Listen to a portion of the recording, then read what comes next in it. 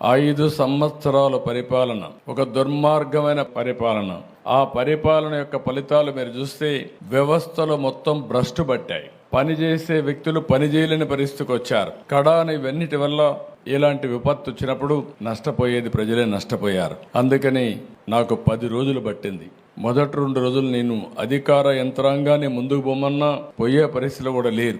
అక్కడి నుంచి నేను అక్కడే ఉండి కడాన మీరు ఒకసారి చూస్తే బుడమేరులో దగ్గర 5 రోజులు రామానాయుడు అక్కడే ఉండి గండ్లు పూడ్చే పరిస్థితి వచ్చారు. ఆ గండ్లు పూడ్చారు కాబట్టి విజయవాడకు వచ్చే నీళ్లు ఆగే పరిస్థితి వచ్చింది. 2 మార్గాలు. ఒకటి, సిటీలో ఉండే నీరు బయట పంపించాలి, పైన వచ్చే నీరు ఆపాలి. పైన నీరు ఆపాలంటే గండ్లన్నీ పూడ్చాలి. గండ్లు పూడ్చాలంటే వాతావరణం సహకరించలేదు, వర్షాలు పడ్డాయి. ఆ గట్టంతా కూడా ఎక్కడికక్కడ దిగబడే పరిస్థితుంది. దాంట్లో మళ్ళా ఒక లారీయో ఒక ట్రాక్టరో తీసుకపోతే ఒక ప్రొక్లైన్ తీసుకపోతే అది కూడా కూరకపోయే పరిస్థితి వచ్చింది. అయినా ఎక్కడికక్కడ మళ్ళీ దాన్ని లాక్కుంటూ మళ్ళీ పెద్ద బోల్డర్లు తీసుకొచ్చి ఓసారి ప్రవాహానికి అడ్డుగా కట్టాలంటే మట్టేస్తే కొట్టుకొని పోతుంది, ఇసుకేస్తే కొట్టుకొని పోతుంది.